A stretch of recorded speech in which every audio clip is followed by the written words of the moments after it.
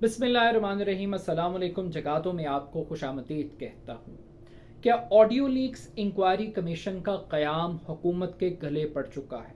क्या जस्टिस काजी फाइज ईसा ने पहले ही दिन हुकूमत की उम्मीदों पर पानी फेर दिया है? और क्या supreme court of Pakistan article 245 के तहत फौज का निफाज और मिलिट्री कोर्ट्स का क़याम बाकायदा तौर पर कलअदम करार दे सकती है? ये तीन बड़े बुनियादी मौज़ूआत हैं। आज की इस वीडियो में हम इन पर बात करेंगे। आज जस्टिस काजी फाइज ईसा की सरबराही में 3 रुकनी ऑडियो लीक्स इंक्वायरी कमीशन के क़याम का पहला इजलास हुआ और इस इजलास के दौरान एक तरफ हुकूमती टीयूआरस कमीशन को बताए गए तो दूसरी जानिब काजी फाइज ईसा की जानिब से कुछ टीयूआरस का तयन किया गया है। ये टीयूआरस हुकूमत के सियासी अगराज़ो मकासद के बिल्कुल ऑपोजिट हैं। यानी यूं कहिए कि हुकूमत ने जिस मकसद के लिए इस कमीशन को कायम किया था कि वो चीफ जस्टिस ऑफ पाकिस्तान की ज़ात पर हमला करे, सुप्रीम कोर्ट की साख को टारगेट करे और जजेस और उनके अहले खाना का मीडिया ट्रायल करे, आज पहले ही दिन बज़ाहिर काजी फाइज ईसा ने उस पूरे प्लान को मुकम्मल तौर पर तबाह कर दिया।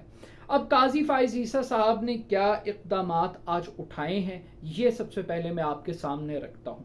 पहली बात यह है कि इंक्वायरी कमीशन ने इस बात का ऐलान किया है कि जितनी भी कार्रवाई कमीशन करेगा वो पब्लिक की जाएगी, यानी कि खुली अदालत के अंदर इस कार्रवाई को किया जाएगा, किसी चीज़ को छुपाया नहीं जाएगा।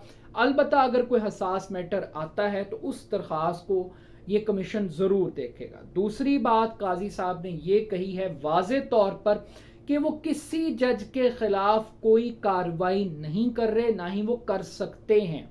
तो जो तासुर ये दे रहे थे कि एक अदालत नहीं कायम कर दी गई है सुप्रीम कोर्ट के जजों के खिलाफ, उस बात की भी नफ़ी कर दी आज काजी साहब ने। तीसरी इंपॉर्टेंट बात यह है कि इस कमीशन में जितने भी अफराद को तलब किया जाएगा उन अफराद को आप मुल्जिम तसव्वुर नहीं करेंगे और बाकायदा तौर पर उन अफराद को इज्जत दी जाएगी। कमीशन किसी शख्स को ह्यूमिलेट नहीं करेगा। अब जब काजी साहब ये कहते हैं कि उमर अता बंदयाल की जो सास हैं या वो ख्वाजा तारिक रहीम साहब की अहलियां हैं, अगर आप उनको मुल्जिम नहीं तसव्वुर करते, लेकिन हुकूमत तो उनको मुजरिम डिक्लेयर कर चुकी है। हुकूमत तो उमर अता बंदयाल और इमरान खान के गठजोड़ को जस्टिफाई कर चुकी है, मगर काजी साहब तो उनको मुल्जिम तस्लीम करने के लिए भी तैयार नहीं है। और फिर कमीशन ने यह भी कहा कि 2 खवातीन को भी इस मामले में ऑडियो लीक्स के शामिल किया जाएगा और चूंकि वो बुजुर्ग खवातीन हैं तो एहतराम को मलहूज़े खातर रखते हुए कमीशन उनकी दरख्वास्त पर खुद लाहौर जाएगा अगर वो समझें तहकीकात के लिए कमीशन जा सकता है। तो यहाँ पर अगर सुप्रीम कोर्ट इमरान खान साहब को देखकर गुड टू सी यू कहे तो वो गुड टू सी यू हुकूमत वक्त को एक्सेप्टेबल नहीं है। उनको लगता है कि जुडिशरी कॉम्प्रोमाइज होगी, जुडिशरी एक मुजरिम के आगे, मुल्जिम के आगे, सियासी लीडर के आगे, जो भी वो कहना चाहें उसके आगे झुकगी। मगर यहाँ पर काजी साहब तो गुड टू सी यू से भी आगे जा चुके हैं, विश यू गुड लक से भी आगे बढ़ते हुए दिखाई दे रहे हैं। तो जब वो इतना प्रोटोकॉल देंगे कि कमीशन के पास वो लोग चल कर नहीं आएंगे बल्कि कमीशन उन खवातीन के पास चल के आएगा, क्योंकि वो इज्जतदार खवातीन हैं, वो बुजुर्ग खवातीन हैं। तो वो जो सियासी इंतकाम जो मरियम नवाज लेना चाहती है, फरियाल तालपुर लेना चाहती है, वो कैसे पूरा होगा? वो तो इस तरीके से पूरा नहीं होगा। और फिर उसके बाद एक बात वाज़े तौर पर कही गई है काजी साहब की तरफ से कि किसी को समन जारी नहीं होगा और इनको नोटिस जारी किए जाएंगे और कोशिश की जाएगी कि नोटिस के जरिए ही इस मामले को आगे बढ़ाया जाए। और साथ में ये बात भी वाज़े तौर पे कही कि चूंकि वो जुडिशल कमीशन का सुप्रीम जुडिशल काउंसिल जो है उसके भी मेंबर हैं, तो अपने उस रोल को भी प्रोटेक्ट करेंगे। تو اب یہ بڑا ایک ٹرکی سا ایک پوائنٹ آ گیا ہے یہاں پر. جو قانونی اعتراض لوگ اٹھا رہے ہیں وہ یہ اٹھا رہے ہیں کہ اگر قاضی صاحب ایک تحقیقاتی کمیشن خود کنڈکٹ کریں، انویسٹیگیشن کریں، پھر ایک رپورٹ بنائیں، اور پھر دوسری جانب اس رپورٹ کی روشنی میں وہ خود ہی سپریم جوڈیشل کاؤنسل کا حصہ بن کے اپنی ہی رپورٹ کو کیسے کوسچن کر سکتے ہیں؟ وہ تو پھر اپنی ہی رپورٹ کو انڈورس کرنے کی کوشش کریں گے اور لابنگ کریں گے، جس سے وہ ثابت کریں کہ ان کی تحقیقات 100% درست ہیں.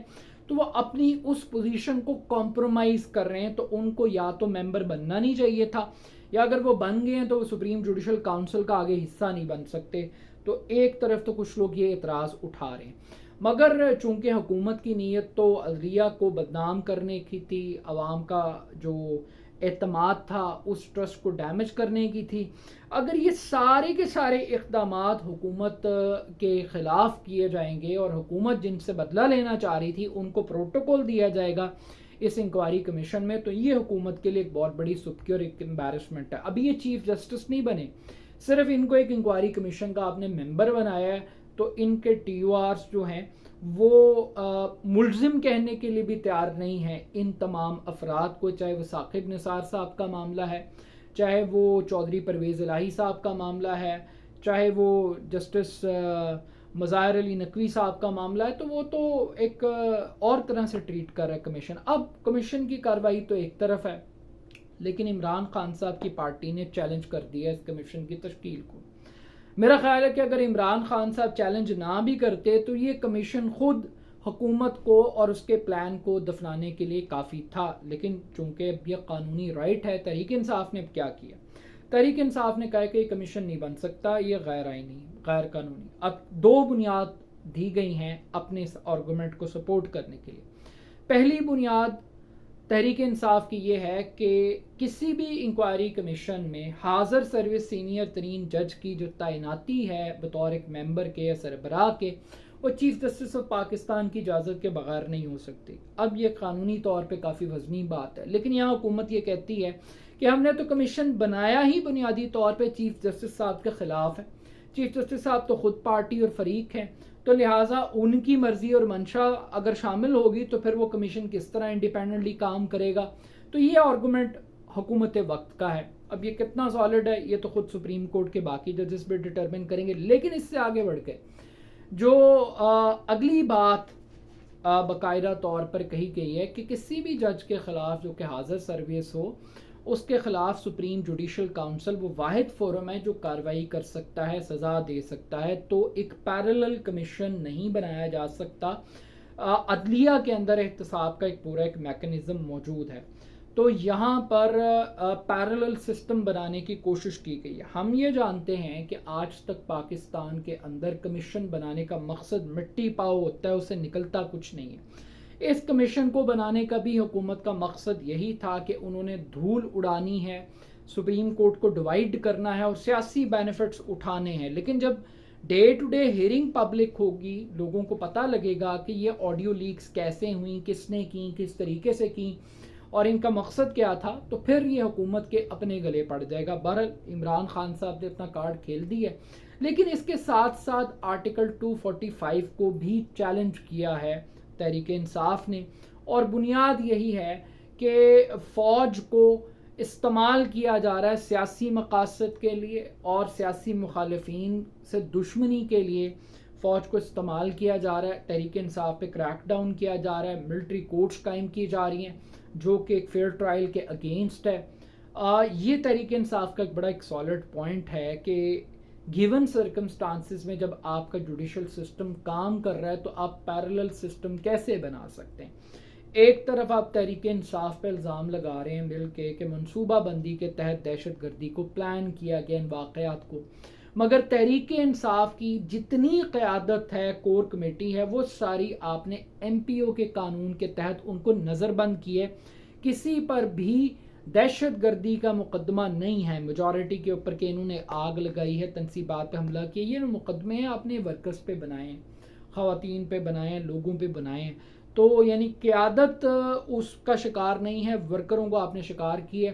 لیکن میرا خیال ہے کہ سپریم کورٹ اس پیرلل جسٹس سسٹم کو بھی نہیں چلنے دے گا. اور یہاں کچھ قوتیں کلیم کر رہی ہیں کہ خود فوج پھنس گئی ہے اس پورے سیاسی گند کا حصہ بن کے اس انتقامی کارروائی کا، اور جو انٹرنیشنل پریشر سپریم کورٹ کے اوپر آ رہا ہے اس کو اب برداشت نہیں کر پا رہی، اور امریکہ کے اندر، برطانیہ کے اندر، کینیڈا کے اندر جو اوسیس پاکستانی ہیں انہوں نے ناک میں دم کر دیا ہے حکومت کے اور اسٹیبلشمنٹ کے، اور اب اسٹیبلشمنٹ اسکیپ چاہتی ہے، تو یہ اسکیپ بھی سپریم کورٹ آف پاکستان کے کندھوں پر بندوق چلا کر ہی، کیونکہ فوج نے تو اپنے اقدامات کر دیے جو کر دیے، لیکن اب جو واپسی کا راستہ ہے وہ سپریم کورٹ کے ذریعے اس قانون کو کالعدم قرار دے کے اپنی عزت بچا کے بھاگنا ہے۔ اور لاسٹ چیز یہ ہے کہ جو عمران خان صاحب کہہ رہے تھے کہ اس پوری ایکسرسائز کا کوئی بینیفیشری ہے تو وہ حکومت وقت ہے اس دنگے فساد کا، اور آج جو الیکشن کمیشن